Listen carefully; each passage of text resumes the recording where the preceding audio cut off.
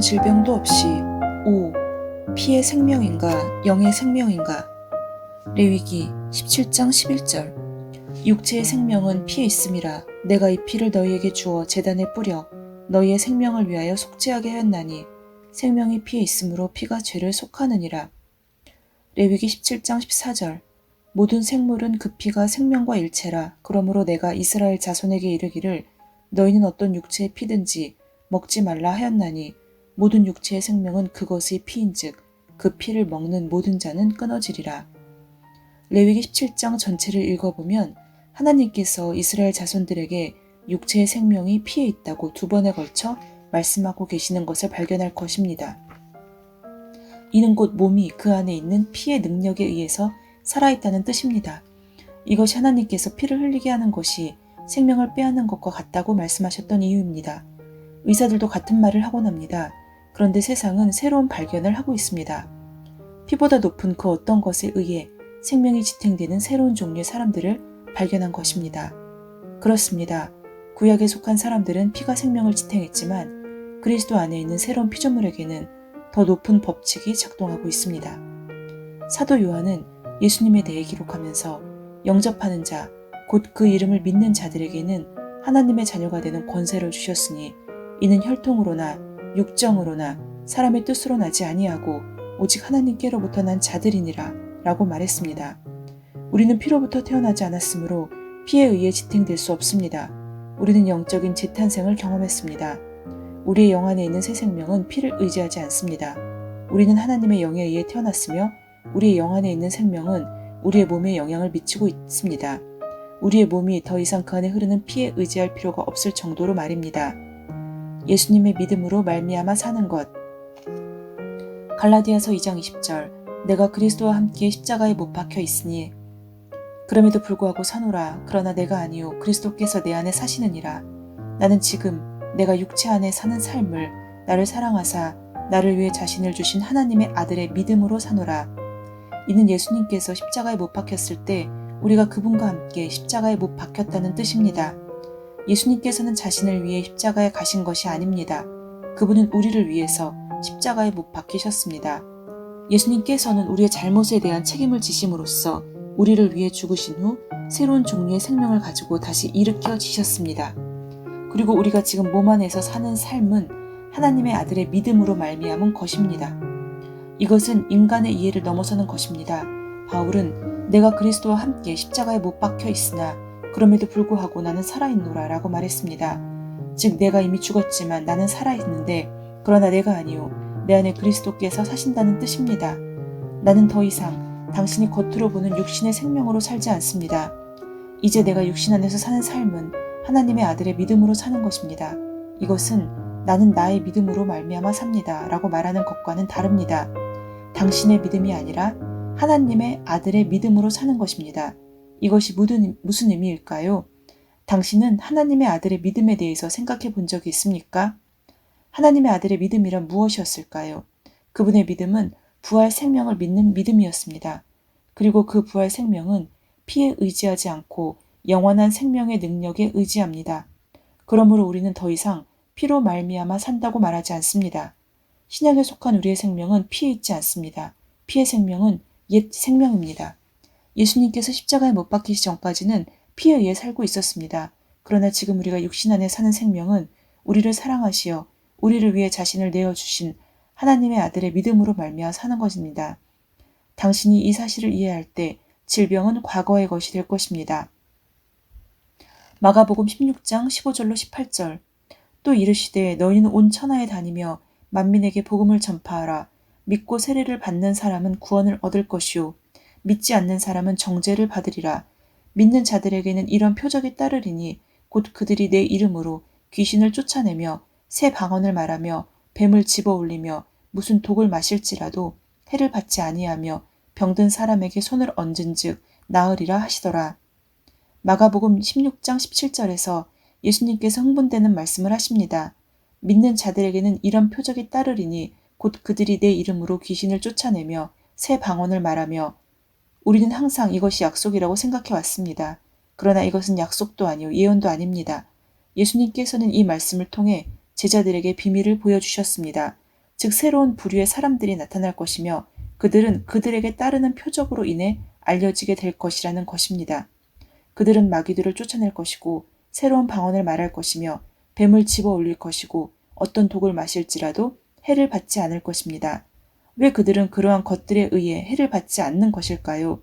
왜냐하면 그들은 피에 의해 사는 삶을 멈췄기 때문입니다. 그들 안에는 새로운 생명이 흐르고 있습니다. 그들은 하나님의 아들의 믿음으로 말미암아 살고 있습니다. 이전에는 피가 우리의 죽을 수밖에 없는 몸에 생명을 주었습니다. 하지만 이제는 성령님께서 우리 안에 사시며 우리의 죽을 수밖에 없는 몸에 생명을 주십니다. 로마서 8장 11절 예수를 죽은 자 가운데서 살리신 이의 영이 너희 안에 거하시면 그리스도 예수를 죽은 자 가운데서 살리시니가 너희 안에 거하시는 그의 영으로 말미암아 너희 죽을 몸도 살리시리라. 그렇기 때문에 예수님께서는 그들이 어떤 독을 마실지라도 해를 당하지 않을 것이라고 말씀하신 것입니다. 그들은 독살당할 수 없습니다. 그리고 이것은 약속이 아닙니다. 예수님께서 하시는 말씀은 내가 그들과 함께 있기 때문에 그들이 독살당할 수 없다는 뜻이 아니었습니다. 그렇습니다. 당신이 독을 마실지라도 그것이 당신에게 권세를 행할 수 없다는 것이 핵심인 것입니다. 우리는 이를 이해하지 못해왔지만 앞으로 이해하게 될 것입니다. 왜냐하면 성경이 의인은 그의 지식으로 말미암아 구원을 얻느니라 라고 말하기 때문입니다.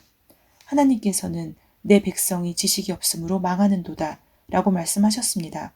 멸망과 고통은 같은 것을 의미합니다. 하나님의 백성은 지식이 없음으로 인해 고통을 당합니다. 그들은 계속해서 고통과 질병과 가난 가운데 있습니다. 왜입니까? 지식이 없기 때문입니다. 하지만 하나님의 말씀을 아는 지식이 인간의 영을 장악할 때 새로운 무언가가 일어납니다. 당신은 새로운 방식으로 걷기 시작하며 사람들은 당신에게 무슨 일이 일어났는지 궁금해할 것입니다. 당신은 더 이상 다른 사람들처럼 의심과 불신과 결핍의 언어를 말하지 않습니다. 당신은 당신의 몸과 가정에 오직 생명만을 말합니다. 당신은 마귀에게서 온 질병을 인정하지 않고 오히려 질병을 쫓아내며 예수의 이름으로 떠나라고 명령합니다.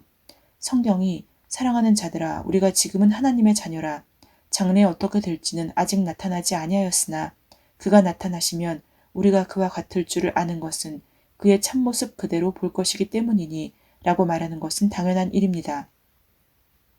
로마서 8장 9절 만일 너희 속에 하나님의 영이 거하시면 너희가 육신에 있지 아니하고 영에 있나니 누구든지 그리스도의 영이 없으면 그리스도의 사람이 아니라. 우리의 마음을 흥분시키는 다음의 구절을 보십시오. 로마서 8장 10절 또 그리스도께서 너희 안에 계시면 몸은 죄로 말미암아 죽은 것이나 영은 의로 말미암아 살아있는 것이니라. 즉 그리스도께서 당신 안에 거하시면 몸은 당신을 지배하기를 멈춘다는 뜻입니다. 당신은 더 이상 감각적인 지각, 곧 몸의 음성에 의해 통제받지 않습니다. 당신은 몸의 느낌에 따라 사는 사람들과는 다릅니다. 그들은 그들이 보는 것과 느낌과 밖으로부터 듣는 것과 맛보는 것과 냄새 맡는 것에 따라 행동합니다. 그들은 고통을 느끼면 나는 위궤양이 있어 라고 말합니다. 그러나 이제 우리는 다릅니다. 우리의 생명은 더 이상 몸의 통제를 받지 않습니다. 우리의 생명은 피에 의지하지 않습니다. 예수님은 죽은 자들로부터 일으키신 똑같은 성령님이 지금 우리 안에 살고 계십니다. 성령님은 우리 몸에 생명을 주시고 우리 몸을 살리시며 활성화시키십니다. 이제 성령님께서 우리 몸의 생명의 원천이십니다. 할렐루야. 새로운 발견. 앞서 말했듯이 이 세상은 태초부터 지금에 이르기까지 그간 했던 것들 중 가장 위대한 발견들을 하려는 참입니다. 세상은 인간의 피에 대해 놀라운 발견을 하고 있습니다. 몇몇 과학자들은 거듭난 사람들의 피와 그렇지 않은 사람들의 피 사이에는 차이가 있다는 것으로 보인다는 조사 결과를 보고했습니다. 우리는 차이가 있다는 것을 항상 알았는데 그들은 이제 막 발견하고 있는 것입니다. 그들은 인간의 몸에 영원한 생명이 끼치는 영향을 이제야 발견하고 있습니다. 베드로전서 2장 9절 그러나 너희는 택하신 족속이요 왕같은 제사장들이요 거룩한 나라요 그의 소유가 된 백성이니 이는 너희를 어두운 데서 불러내어 그의 기이한 빛에 들어가게 하신 이의 아름다운 덕을 선포하게 하려 하심이라. 우리는 선택된 종족이요 선택된 세대이며 왕같은 제사장이며 거룩한 나라입니다. 우리는 구별된 민족이요 특별한 백성입니다. 나는 특별합니다. 다음번에 당신이 거리를 걸어갈 때 스스로 다른 여느 사람들과 같다고 생각하지 마십시오. 당신은 보통 사람이 아닙니다. 당신에게는 특별한 무언가가 있습니다. 이것은 약속이 아닙니다. 하나님께서 당신이 누구인지를 당신에게 말씀하고 계십니다. 일어나 그런 사람이 되십시오. 하나님께서 당신을 그런 자로 만드신 이유는 당신을 어두운 데서 불러내어 그분의 기이한 빛에 들어가게 하신 이의 아름다운 덕과 능력을 선포하게 하려는 것입니다. 이 구절을 확대 번역 성경에서 읽어보십시오. 그러나 너희는 선택된 민족이요, 왕같은 제사장이요, 구별된 나라요, 하나님께서 사셔서 소유가 된 특별한 백성이니 이는 너희를 어두운 데서 불러내어 그분의 기이한 빛으로 들어가게 하신 이의 놀라운 행하심을 선포하고 그분의 덕과 완전함을 나타내게 하려 하심이라. 이해되십니까? 새로운 혈액형이 나타났습니다. 바로 당신의 혈관 안에 흐르고 있는 신성한 혈액형입니다. 이는 인간의 피에 대한 새 생명의 영향으로 인해 생겼습니다. 이 혈액형은 질병을 파괴하는 혈액형입니다. 아멘. 오늘은 피의 생명인가 영의 생명인가에 대해서 함께 말씀을 나누었습니다.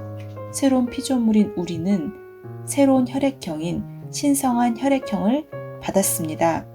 이 혈액형은 질병을 파괴하는 혈액형입니다.